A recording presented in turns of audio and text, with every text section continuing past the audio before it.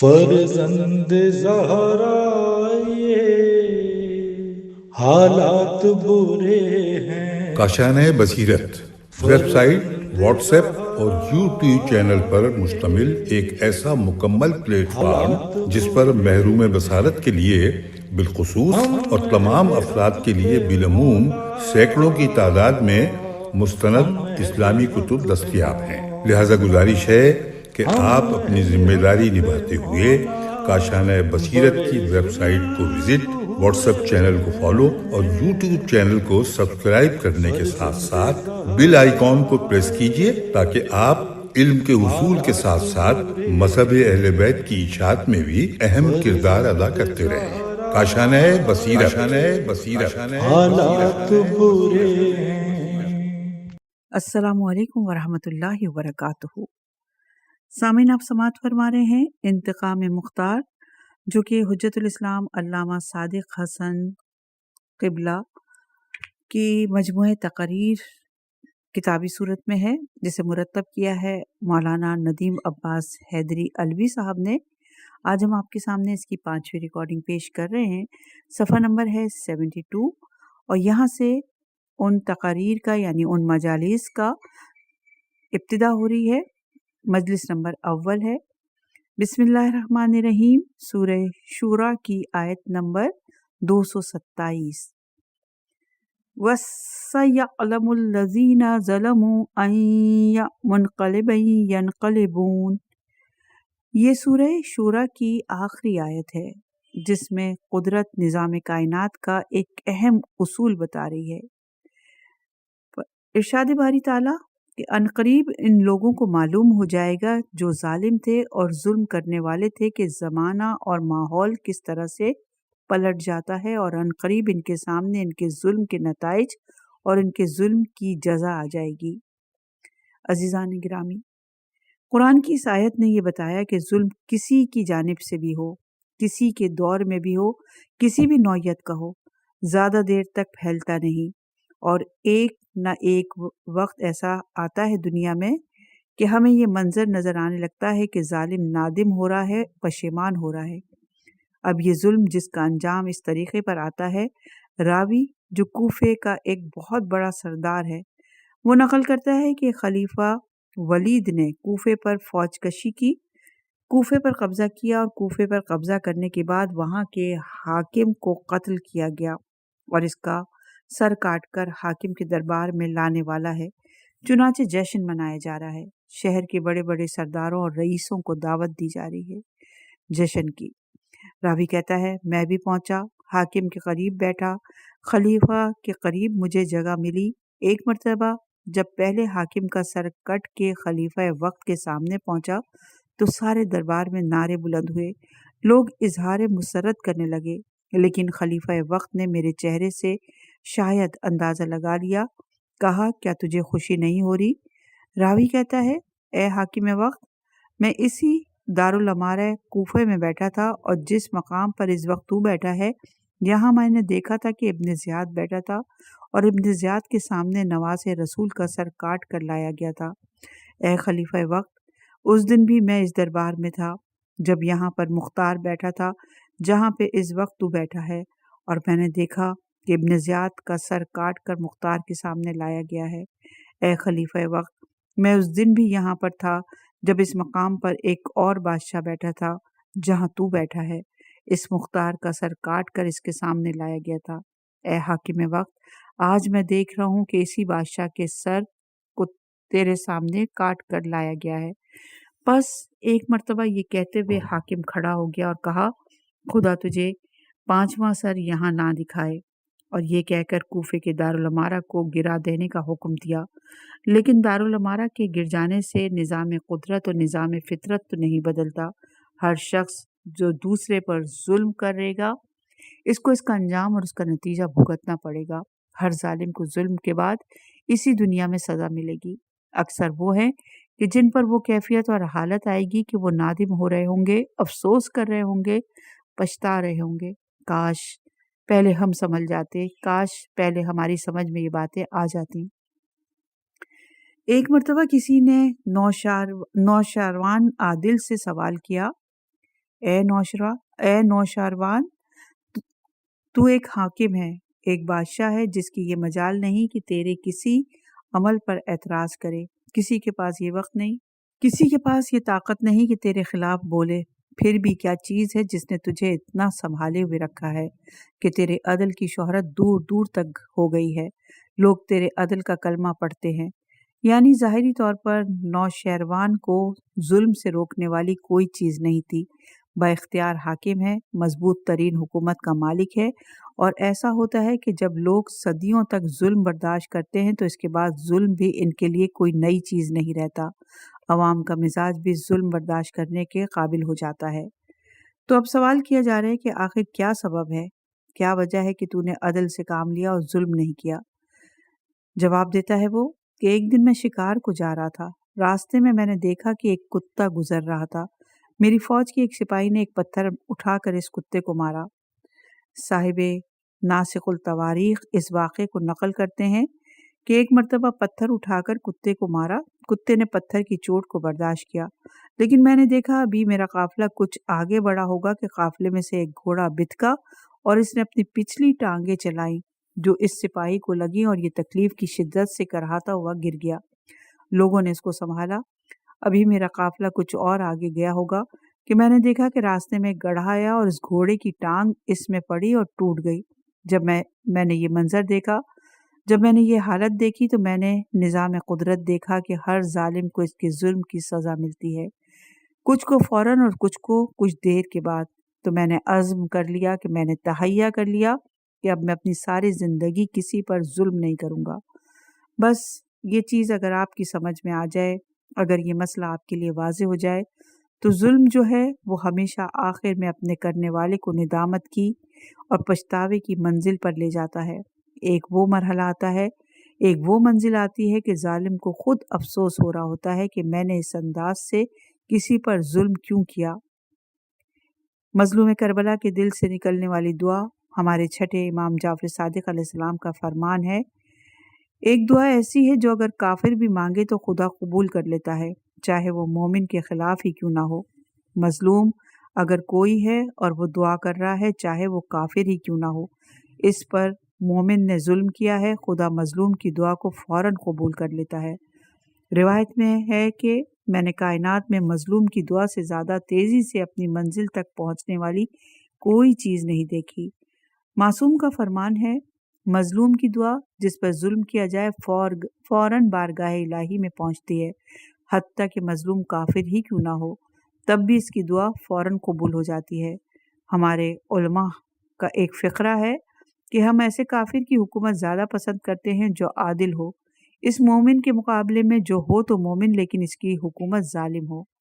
تاریخ میں یہ واقعہ بھی ہے کہ میں جس موضوع پر آ رہا ہوں وہ ابھی آپ پر واضح نہ ہو رہا ہوگا، لیکن تھوڑی دیر کی زحمت ہے جس کے بعد موضوع آپ کے سامنے واضح ہو جائے گا۔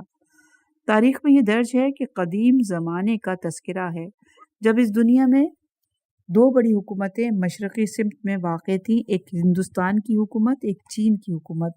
دونوں کی آبادی تقریباً برابر تھی، دونوں کا انتظام کرنا تقریباً برابر کا مسئلہ تھا، دونوں کی فوجیں تقریباً برابر تھیں، دونوں کے خزانے تقریباً برابر تھے، دونوں کے وسائل تقریباً برابر تھے، لیکن ہندوستان کا بادشاہ یہ دیکھ کر حیران ہو رہا تھا کہ ملک میں روز بروز بدامنی بڑھتی جا رہی ہے، غربت بڑھتی جا رہی ہے، پریشانیاں بڑھتی جا رہی ہیں، مصیبتوں میں اضافہ ہوتا جا رہا ہے، قسم قسم کی آفتیں آ رہی ہیں، قسم قسم کی بلائیں نازل ہو رہی ہیں، اور میری برابر کی مملکت، میرے برابر کا ملک چین، وہاں پر بھی اتنی ہی آبادی ہے، وہاں پر بھی ایسا ہی خزانہ ہے، وہاں پر بھی اتنی ہی فوج ہے، وہاں کا بھی تقریباً اتنا ہی رستہ ہے، لیکن وہاں امن ہے، چین ہے، سکون ہے، لوگ خوشحالی سے زندگی گزار رہے ہیں۔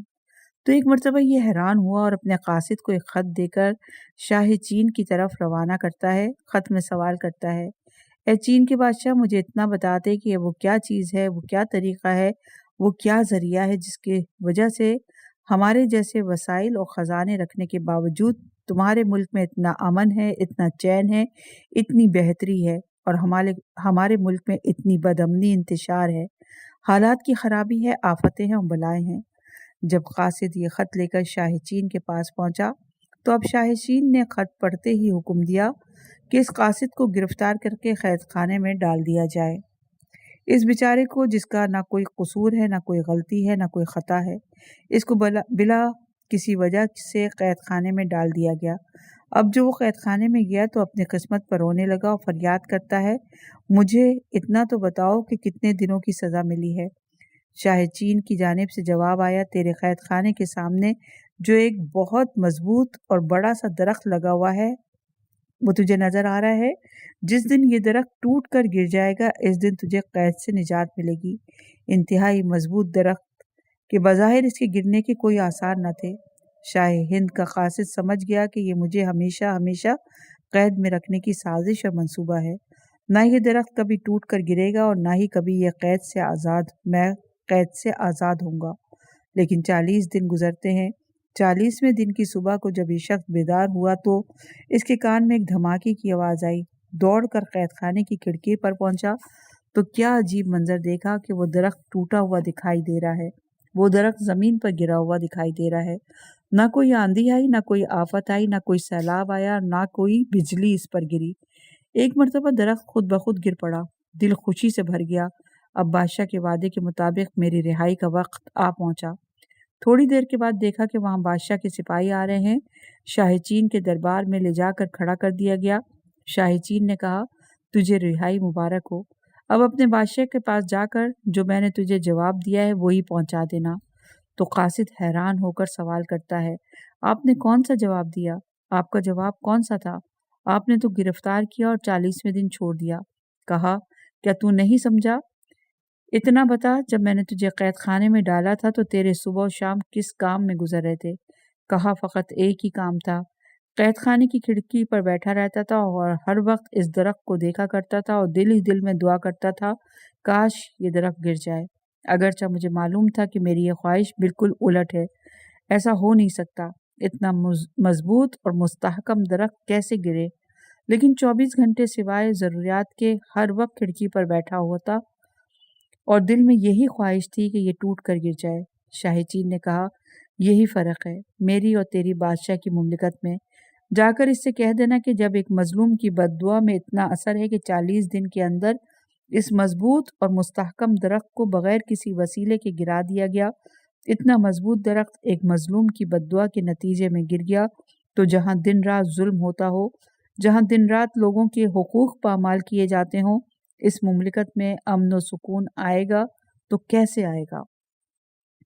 اب یہ معصوم کی اس روایت کی روشنی میں بالکل صحیح بھی ہے کہ مظلوم کی دعا خدا فوراً قبول کر لیتا ہے، لیکن یہ مسئلہ جو پورے مملکت کے لیے ہے، یہی ہمارے چھوٹے سے گھر کے لیے بھی ہے۔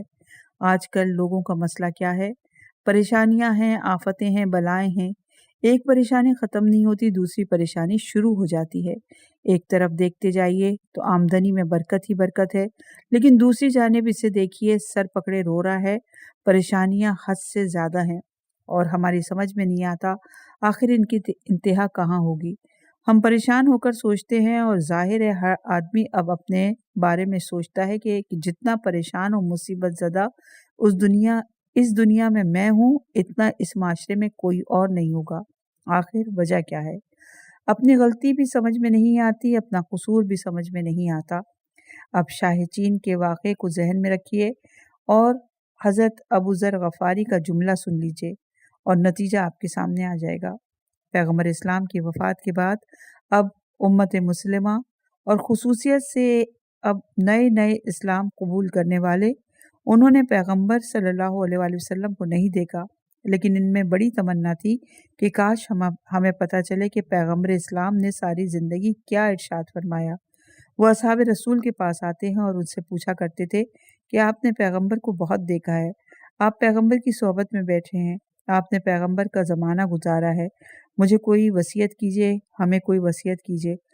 تو ابو ذر غفاری کے پاس بھی ایک مرتبہ اسلامی مملکت کے کسی دور دراز کے شہر سے خط آیا اور خط کے اندر فقط خط لکھنے والے نے ایک خواہش ظاہر کی، اے ابو ذر غفاری، آپ مجھے کوئی نصیحت کریں جو دنیا اور آخرت دونوں میں میرے کام آئے۔ حضرت ابو ذر غفاری نے فقط ایک جملہ لکھ کر بھیجا، اے شخص، تو دنیا میں سب سے زیادہ جس سے محبت کرتا ہے کبھی اس کے ساتھ برائی نہ کرنا، کبھی اس کے ساتھ بدی نہ کرنا۔ یہ جواب اس صاحبان ایمان کے پاس پہنچا تو وہ حیران و پریشان ہو گیا۔ حضرت ابو ذر غفاری نے کیا جواب دیا؟ بظاہر یہ ایک جواب نہیں، یہ کوئی نصیحت نہیں جس سے انسان محبت کرے گا، اس سے کبھی برا سلوک کر ہی نہیں سکتا۔ یہ کہنا ہی بیکار ہے کہ جس سے محبت کرتے ہو کبھی اس سے بدی نہ کرنا، کبھی اس سے برائی نہ کرنا۔ ایک مرتبہ حیران ہوا کہ ایسی لا حاصل نصیحت، اس کا مطلب کیا ہے؟ لیکن دل کہہ رہا تھا کہ یقیناً اس میں ایک بہت بڑا پیغام پوشیدہ ہے۔ حضرت ابو ذر غفاری کبھی کوئی جملہ بیکار نہیں لکھتے۔ پیغمبر صلی اللہ علیہ وآلہ وسلم نے انہیں لقمان امت قرار دیا ہے۔ انہوں نے جب لکھا ہے تو اس میں کوئی نہ کوئی راز ضرور ہوگا۔ دوسرا خط بھیجا کہ کہا، اے ابو ذر غفاری، آپ اپنے جملے کا مطلب واضح کیجئے۔ اب وہاں سے جواب آیا، میرے جملے کا مطلب بہت واضح تھا۔ دنیا میں انسان سب سے زیادہ اپنی ذات سے محبت کرتا ہے۔ دنیا میں انسان سب سے زیادہ اپنے آپ سے محبت کرتا ہے، سب سے زیادہ اپنوں سے محبت ہوتی ہے۔ یہ دوسری بات ہے کہ پھر اپنوں میں سے سب سے زیادہ اپنی ذات، لیکن سب سے زیادہ اپنے آپ سے انسان محبت کرتا ہے۔ محبت کی کیفیت کیا ہے؟ چھوٹی سی بات بتاتا چلوں۔ بیٹھے ہوئے تھے کوئی بزرگ، کچھ دوست، تذکرہ ہو رہا تھا ایک دوست کے باپ کا۔ ایک ایسے صاحب فضائل تھے جو وہ شخص جو انتقال کر گئے، ان کا بیٹا بڑھ بڑھ کر بیان کر رہا تھا۔ کسی نے سوال کیا ان کا پیشہ کیا تھا؟ کہا راتوں کو چھپ چھپ کر جاتے تھے اور گھروں میں جا کر ڈاکہ ڈالا کرتے تھے، چوری کیا کرتے تھے اور چوری کا مال لا کر زندگی کا گزارا کرتے تھے۔ لیکن ایک مرتبہ پریشانی میں پھنس گئے۔ جب ایک گھر میں اترے چوری کے ارادے سے تو دیکھا کہ سارے بے ایمان جاگ رہے ہیں، تو فوراً ان کو بھاگ کر واپس آنا پڑا۔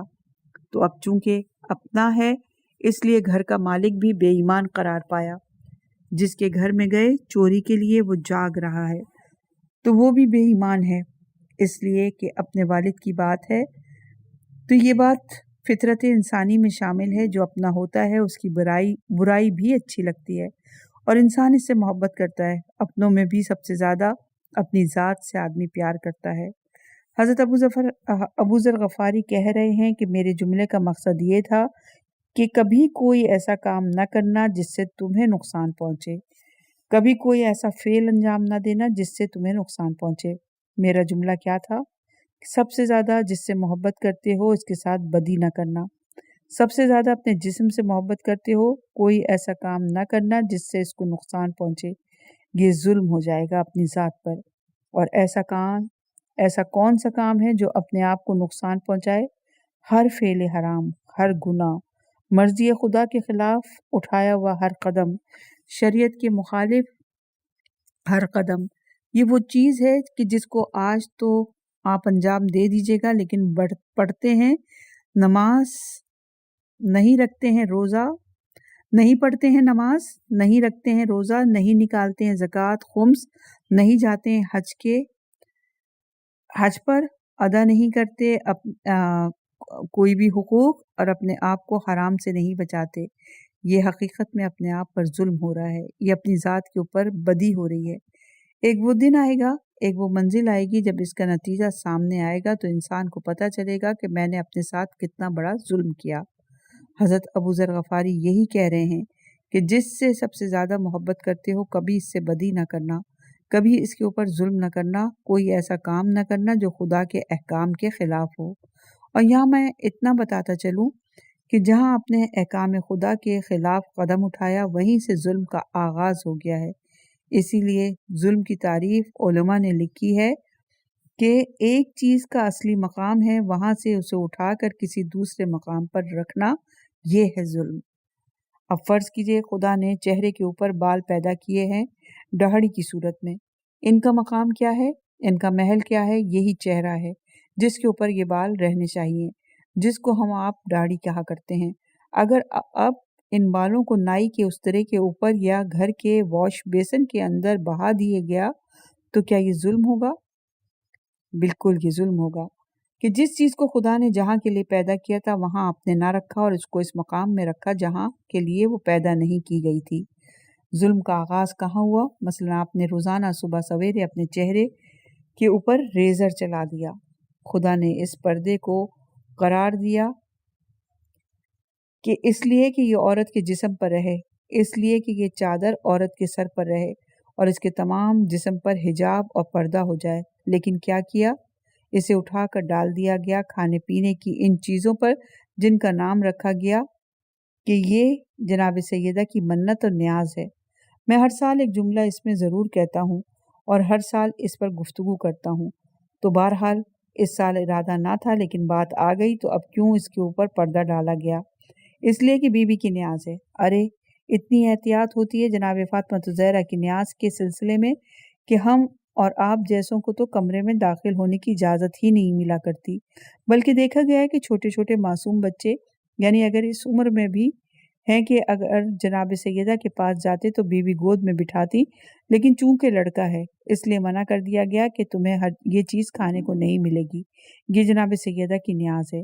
اگر اس لیے یہ احتیاط تھی تو آپ کے دل میں خیال یہ آیا کہ ایسا کرنا گناہ ہے؟ اگر ہم نے بی بی کی نیاز کو، اگر ہم نے شہزادی کی نیاز کو مردوں کے سامنے رکھا یا مردوں کو استعمال کرنے دیا تو یہ حرام ہو جائے گا، یہ گناہ ہو جائے گا۔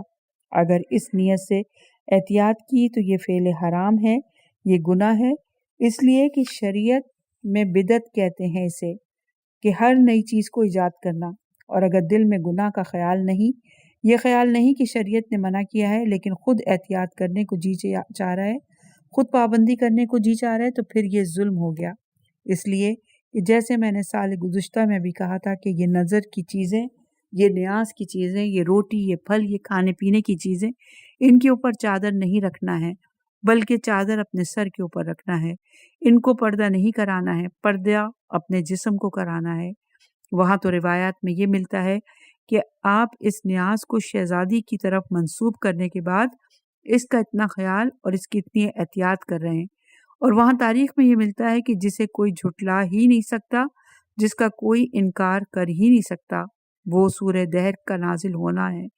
بی بی کے ہاتھ کی پکی ہوئی روٹیاں، گیہوں کی شہزادی نے خود چکی میں پیس کر آٹا تیار کیا، اس آٹے سے روٹی تیار کی، یہ وہ روٹی ہے جو فاطمہ کے نام سے تیار ہوئی، اور اس کے بعد یہ روٹی باہر جاتی ہے، یتیم کو بھی دی جاتی ہے، اسیر کو بھی دی جاتی ہے، اور مسکین کو بھی دی جاتی ہے۔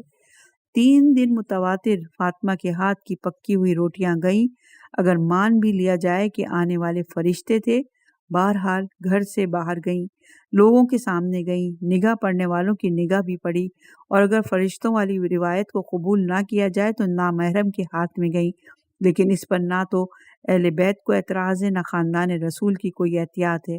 یہ ہماری اور آپ کی عجیب احتیاط نکل گئی ہے کہ اس چیز کو تو اتنا چھپائیں گے کہ جس کی احتیاط شہزادی بھی نہیں کر رہی، اور وہ چیز جو اصل میں چھپانے کے قابل ہے، وہ چیز جس کو اصل میں پردہ پہنانا ہے، اس کے بارے میں کوئی احتیاط نہیں، اس کے بارے میں کوئی خیال نہیں، جبکہ خاندان اہل بیت کی ساری احتیاط اسی پردے کے مسئلے پر تھی کہ ہمارے ماننے والوں میں کوئی عورت بے پردہ نہ آئے، ہمارا کلمہ پڑھنے والوں میں کسی عورت کے سر پر سے چادر نہ اترے۔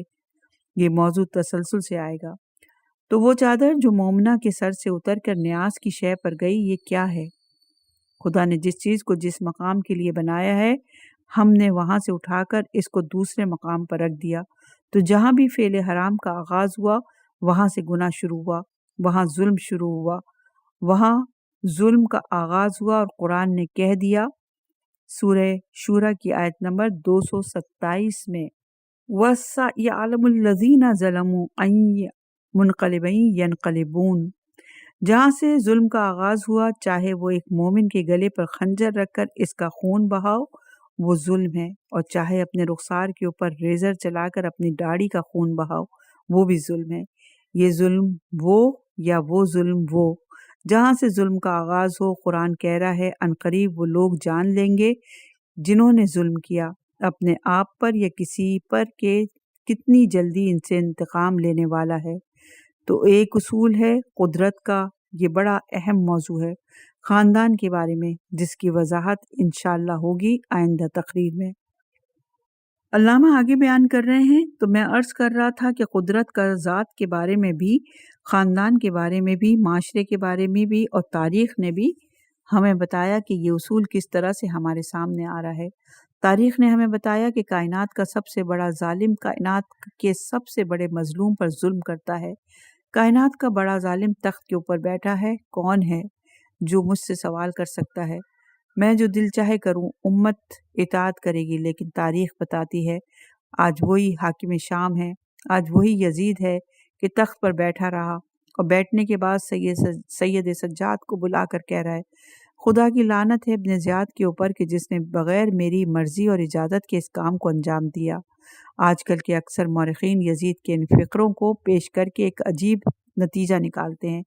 کہتے ہیں دیکھیے یزید بری الذمہ تھا، قتل حسین میں یزید کا کوئی ہاتھ نہیں تھا، تبھی تو یزید نے افسوس کا اظہار کیا اور یہ کہا کہ خدا کی لعنت ہو ابن زیاد پر کہ اس نے بغیر میری اجازت کے یہ کام کیا ہے۔ بس میں اس مقام پر فقط ایک بات کہنا چاہتا ہوں کہ یزید کا یہ فقرہ یزید کو بے گناہ ثابت کرنے یا نہ کرنے، لیکن اسلام کا ایک بہت بڑا مسئلہ حل ہو گیا کہ جس پر اکثر لوگ اعتراض کر رہے تھے۔ یزید کا جملہ بتا رہا ہے خدا لعنت کرے پسرے مرجانہ پر کہ جس نے بغیر میری اجازت کے لیے کہ یہ قدم اٹھایا۔ تو یہ بات تو ہم بعد میں طے کریں گے کہ یہ فیصلہ تو ہم بعد میں کریں گے کہ اصل ذمہ دار کون تھا، لیکن ایک فیصلہ یزید نے کر دیا۔ بہرحال جو بھی قاتل حسین ہے اس کے اوپر لعنت کرنا چاہیے۔ تو پتہ چلا کہ یہ فیصلہ خود یزید کا بھی ہے۔ جو بھی تاریخ سے قاتل حسین ثابت ہو جائے اس کے اوپر لعنت کی جا سکتی ہے۔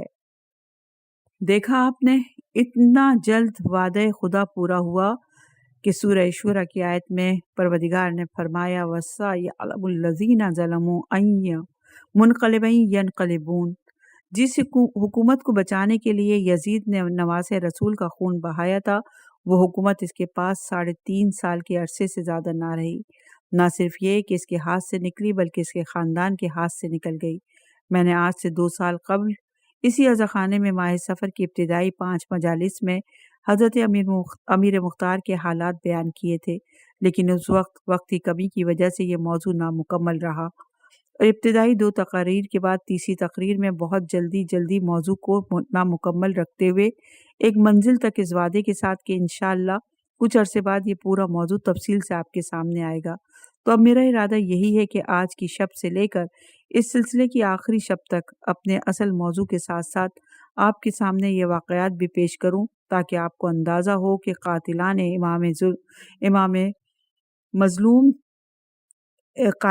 امام ظلم کرتے وقت یہ سمجھ رہے تھے کہ ہمیں کوئی پوچھنے والا نہیں ہے، ہمیں کوئی پکڑنے والا نہیں، ہمارے حاکم کا سایہ ہمارے سر پر ہے۔ کتنی جلدی ان کا حاکم بھی جہنم وصال ہوا اور کتنی جلدی انہیں بھی اپنے کیے ہوئے کرتوتوں کا انجام بھگتنا پڑا۔ مجھے یہ بھی یاد ہے کہ میں نے ان مجالس میں یہ وعدہ کیا تھا کہ خود یزید کا انجام بھی تاریخ میں بہت عجیب و غریب بتایا گیا ہے۔ وہ کس طرح مارا گیا، یہ ساری تفصیلات آئیں گی، لیکن فقط اس لیے کہ میرا موضوع ہر اعتبار سے مکمل ہو جائے، اور چونکہ مجھے معلوم ہے کہ جتنے لوگ جو اس موضوع کو پہلے سن چکے ہیں ان سے زیادہ وہ ہیں جو پہلی مرتبہ اس موضوع کو سماعت فرمائیں گے، اس لیے کچھ پرانی باتوں کی تکرار کرنا پڑے گی تاکہ سلسلہ مل جائے۔ ایک بات جس کا تذکرہ کر دینا انتہائی ضروری ہے وہ یہ کہ حضرت امیر مختار کی شخصیت کو تاریخ میں بہت ہی متنازع شخصیت بنا کر پیش کیا گیا ہے، اور ایک ایسا گروہ بھی مسلمانوں میں ہے جو حضرت امیر مختار سے بے انتہا نفرت اور دشمنی کرتا ہے، اور حضرت امیر مختار کو نہ صرف یہ کہ فاسق اور ظالم سمجھتا ہے بلکہ کافر بھی قرار دیتا ہے۔ نہ صرف حضرت امیر مختار کو بلکہ ان کے ماننے والوں کو بھی، اور خود ہمارے ذخیرہ احادیث میں بھی کچھ روایات ایسی ملتی ہیں جن سے یہ ظاہر ہوتا ہے کہ شاید امیر مختار کا مسلک قاتلان امام سے انتقام لے کر اپنی حکومت کا قیام تھا، آل محمد کی مدد نہ تھا۔ تو یہ مسئلہ تو جب کبھی امیر مختار کا موضوع آئے گا تو پہلے اسی مسئلے کو حل کرنا پڑے گا۔ اس لیے میں تھوڑا سا تاریخی پس منظر آپ کے سامنے بیان کر دوں تاکہ میری بات سمجھنے میں آسانی رہے۔ حضرت امیر مختار پر یہ الزام لگایا جاتا ہے کہ معاذ اللہ انہوں نے نبوت کا دعویٰ کیا تھا اور اپنے آپ کو مختار رسول اللہ کہہ کر خط و کتابت کیا کرتے تھے اور اسی نام سے مہر بنوائی تھی۔ حضرت امیر مختار کے بارے میں یہ کہا جاتا ہے کہ ان کے بعد ایک پورا فرقہ کیسانیہ کے نام سے وجود میں آیا، جو حضرت امیر مختار کو آخری رسول مانتا ہے۔ بلکہ دعویٰ کرنے والوں نے تو آگے بڑھ کر یہاں تک دعویٰ کیا کہ حضرت امیر مختار اکثر یہ کہا کرتے تھے کہ مجھ میں خدا حلول کر گیا ہے، مجھ پر خدا اتر آیا ہے۔ حضرت امیر مختار کے بارے میں یہ بھی کہا جاتا ہے کہ انہوں نے لوگوں کو دھوکہ دینے اور بے وقوف بنانے کے لیے اپنی نبوت کے جھوٹے معجزے بنائے۔ مثلا ان کے بارے میں یہ کہا جاتا ہے کہ ایک دن بیٹھے ہوئے تھے کوفے میں اور کہنے لگے کہ کل اسما کا گھر جل جائے گا۔ یہ کوفے کا رہنے والا ایک آدمی تھا۔ جب یہ اطلاع اسما کو ملی تو امیر مختار نے یہ پیشن گوئی کی ہے تو وہ جلدی سے گھر گئے اور گھر کا سارا ساز و سامان نکال لائے اور نیا گھر لے کر اس میں منتقل ہو گئے۔ لوگوں نے سوال کیا ایسا کیوں کر رہے ہو؟ کہا بس اب مجھے یقین ہے کہ جب مختار نے یہ جملہ کہا ہے تو یقیناً وہ آج رات کو میرے گھر میں آگ لگوائے گا، اور اگر میں نے یہاں سے سامان منتقل نہ کیا تو میرا سارا ساز و سامان جل جائے گا۔ اور یہی تاریخ جس میں سے میں پڑھ رہا ہوں یہ بتاتی ہے کہ رات کے وقت اس مکان میں آدمی بھیج کر آگ لگوائی گئی اور دوسرے دن یہ ثابت کیا گیا کہ میری پیشن گوئی صحیح ہے۔ کبھی یہ لکھا گیا کہ حضرت امیر مختار نے جب اپنے لشکر کو بھیجا، مورخ پریشان ہے کہ اتنا چھوٹا سا لشکر امیر مختار کا اور اتنی مستحکم حکومت شام کی، ایک شہر کا حاکم کوفے کا اور شام کی اتنی بڑی طاقت سے کیسا ٹکرایا؟ تو تاریخ بتاتی ہے کہ ان کا لشکر بڑے جوش سے لڑا کرتا تھا۔ تو اب مورخین بڑے دور کی کوڑی لے کر آئے ہیں اور کہا کہ دراصل امیر مختار نے اپنی فوج کو اس طرح دھوکہ دے کے بے وقوف بنایا تھا کہ وہ اس یقین پہ لڑتے تھے کہ ہمیں کچھ بھی کر لیں ہمیں موت تو آنی نہیں ہے، چنانچہ وہ جان کی پرواہ کیے بغیر لڑتے تھے اور نتیجے میں ان کو فتح ہوتی تھی۔ میں یہ عرض کروں کہ یہ میں صرف مورخین کے فقرے نقل کر رہا ہوں، نتیجہ اس کے بعد آپ کے سامنے آئے گا۔ مثلا یہ کہا جاتا ہے کہ قاتلان امام حسین سے جنگ کرتے ہوئے ایک مرتبہ جنگ ختم ہوئی امیر مختار کی فتح پر۔ اس کے بعد جب لوگ گرفتار کر کے لائے گئے اور انہیں بھرے دربار میں قتل کیا جانے لگا تو جب آخر میں ایک آدمی تک جلاد پہنچا تو وہ اپنے مقام سے یہ کہتا ہوا کھڑا ہو گیا، میں تو گواہی دیتا ہوں کہ ہم لوگ ہار ہی نہیں سکتے تھے، لیکن کیا کریں؟ جب ہمارا لشکر جیت رہا تھا تو اس وقت ہم نے دیکھا کہ آسمان سے کچھ سوار گھوڑوں پر بیٹھے ہوئے چلے آ رہے ہیں اور وہ آ کر امیر مختار کے لشکر کی مدد کر رہے ہیں۔ بس ان سواروں کا آنا تھا کہ ہمارے پاؤں اکھڑ گئے۔ مورخین کہتے ہیں کہ یہ خارجی ایک دشمن اہل بیت کا ایک فریب تھا جس سے وہ اپنی جان بچانا چاہتا تھا۔ اب انہی کا فقرہ ہے، میں بھی روایات کا تجزیہ نتیجہ آپ کے سامنے پیش نہیں کر رہا ہوں۔ ان کا کہنا ہے کہ امیر مختار نے سنا اسے اپنی نبوت کا ایک معجزہ مل گیا، کہا اے شخص کیا تو مسجد کے ممبر پر یہ بات کہے گا؟ اس نے کہا ہاں کہوں گا۔ امیر مختار نے کہا چونکہ میری نبوت کا زندہ معجزہ ہے اور اپنی آنکھوں سے تو نے فرشتوں کو آتے دیکھا ہے، اس لیے تیری جان بخش کر تجھے اپنا ساتھی بناتا ہوں۔ تو کہا جاتا ہے کہ اس حد تک امیر مختار نے یہ بات عام کر دی تھی کہ اب لوگوں کو اپنی جان بچانے کا بہانہ یہ مل جایا کرتا تھا۔ امیر مختار کا کام یہ ہوتا تھا کہ ان کی جھوٹی بات، مورخ کا جملہ ہے کہ ان کا جھوٹ سچ ثابت ہو رہا ہے، اور اس آدمی کا فائدہ یہ ہوتا تھا کہ جاتی ہوئی جان بچ جاتی تھی۔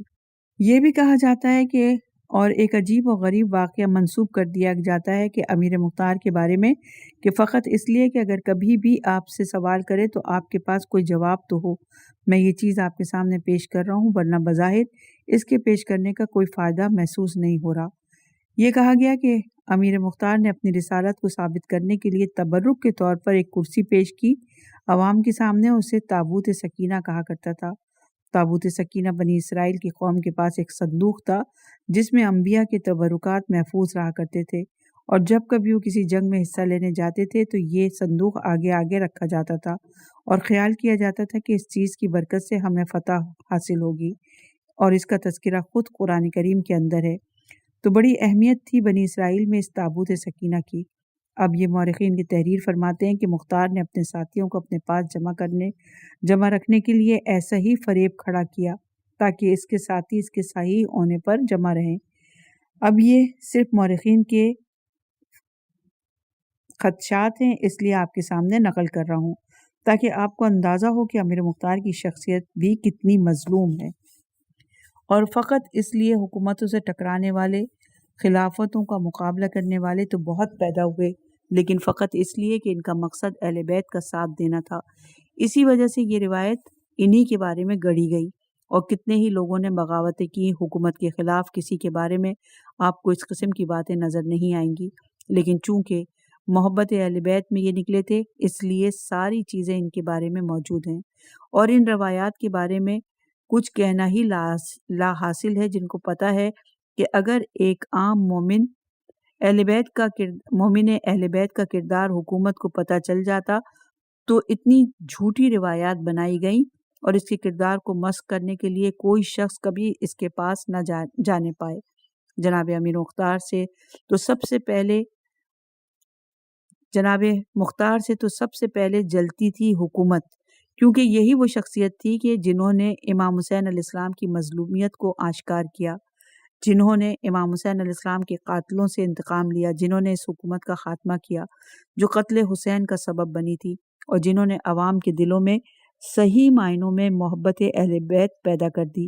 جناب مختار کا ایک بہت بڑا حصہ ہے ان معنوں میں کہ جناب مختار کی عادت یہ تھی کہ جب کبھی قاتلان امام میں کسی کو گرفتار کر کے لایا جاتا تھا تو جناب مختار اس کو سزا نہیں دیتے تھے، بلکہ پہلے اس سے پورا واقعہ سنتے تھے کہ تو نے کربلا میں کیا کیا تھا اور کیا دیکھا، اور وہ ساری باتیں جناب مختار مسلمانوں کے مجمع میں سنایا کرتے تھے اور اپنے قاصد سے لکھوایا کرتے تھے کہ تو کربلا کے واقعات کی اکثر روایات وہ ہیں جو اس انداز سے ہم تک پہنچی، اور اسی وجہ سے وہ مسلمان بھی جن کو فقط اتنا معلوم تھا کہ کربلا میں امام حسین علیہ السلام کا گھرانہ مارا گیا ہے، لیکن یہ پتہ نہ تھا کہ کتنے ظلم کیے گئے، کس انداز سے ظلم کیے گئے، ان کے دلوں میں امام حسین علیہ السلام کی مظلومیت اور بڑھنے لگی، جس کی وجہ سے آل محمد صلی اللہ علیہ وآلہ وسلم کے ماننے والوں کی تعداد میں اضافہ ہوا۔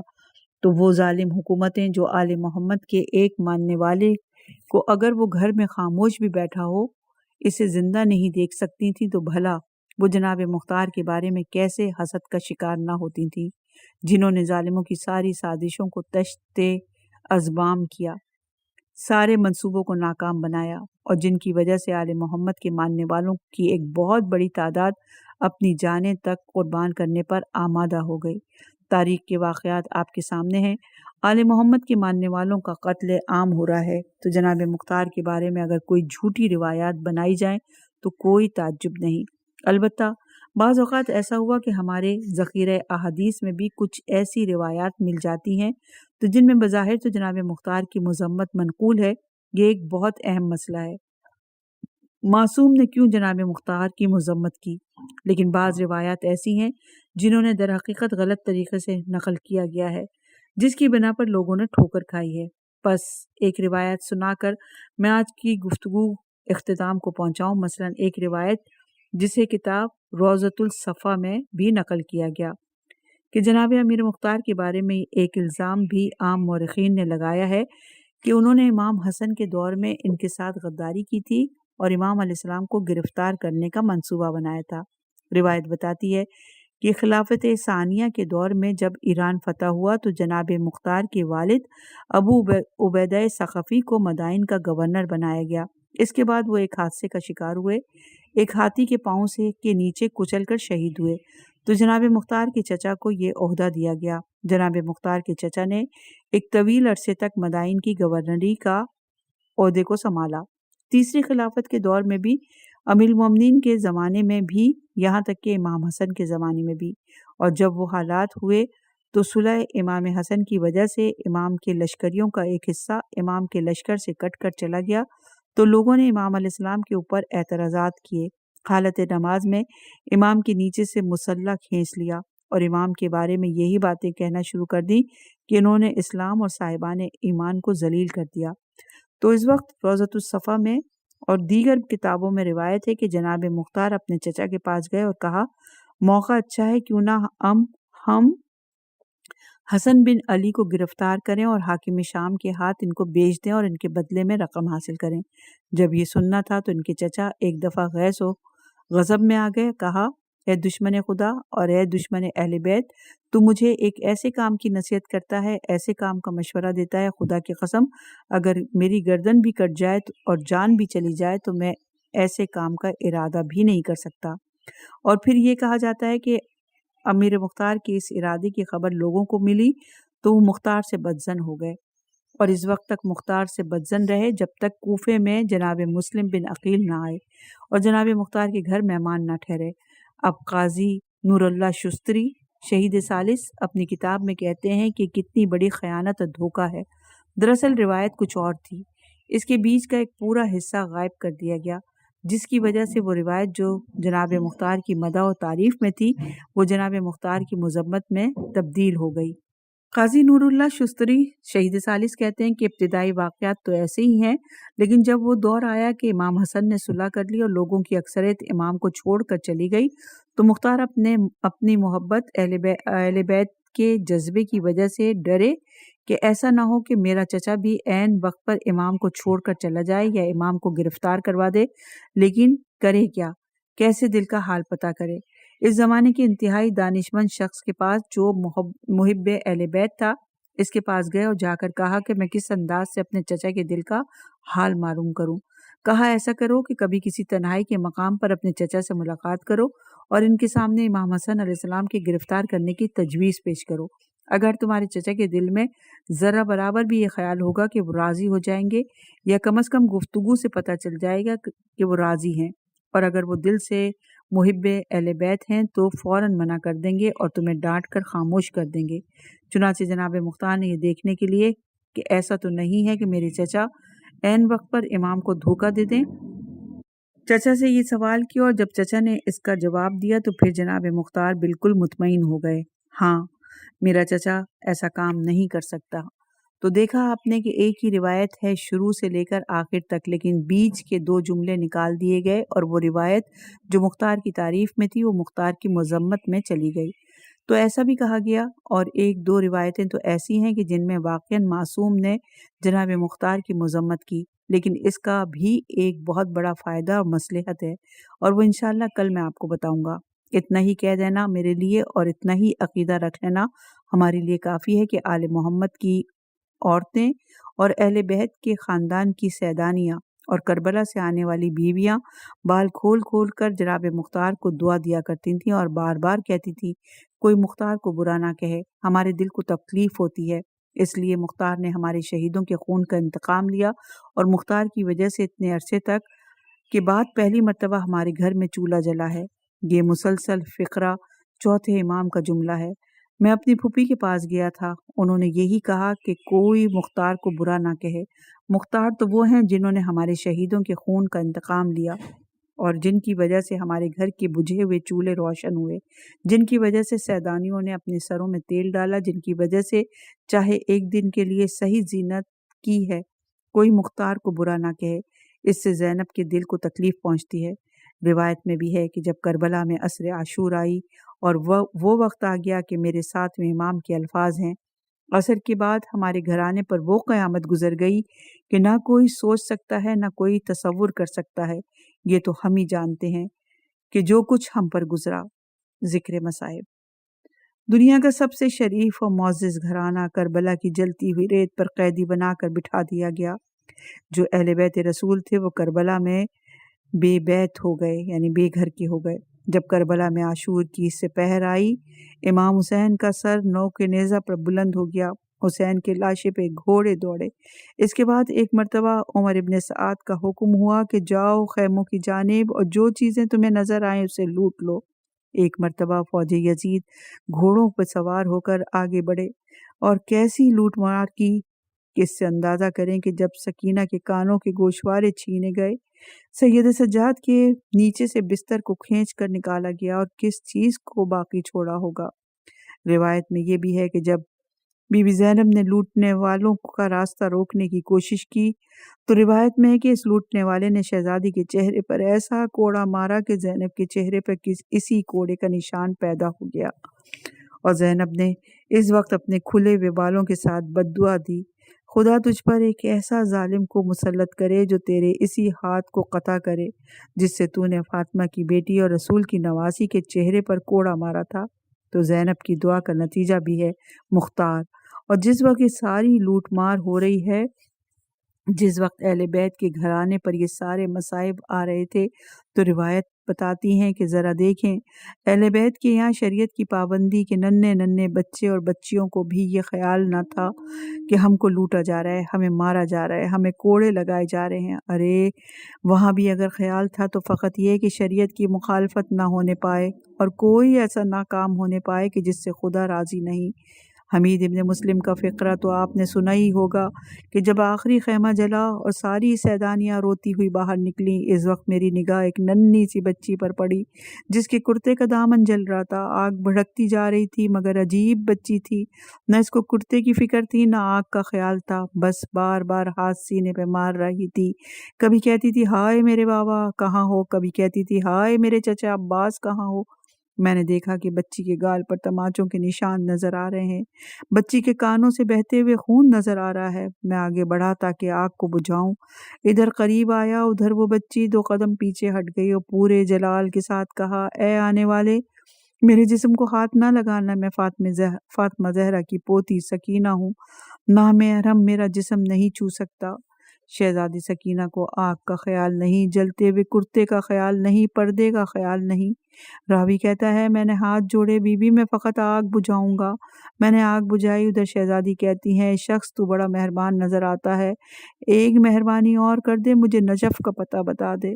میں نے گھبرا کر پوچھا شہزادی آپ نجف کا پتہ معلوم کر کے کیا کریں گی؟ کہا تجھے معلوم نہیں؟ ارے نجف میں میرے دادا کائنات کا مشکل کشا دفن ہے، میں دادا کی قبر پر جا کر گروں گی اور کہوں گی دادا آپ سب کے مشکل کشا ہیں مگر دادا آپ کے حسین کی سکینہ کے تماچے لگتے رہے، کوڑے پڑتے رہے۔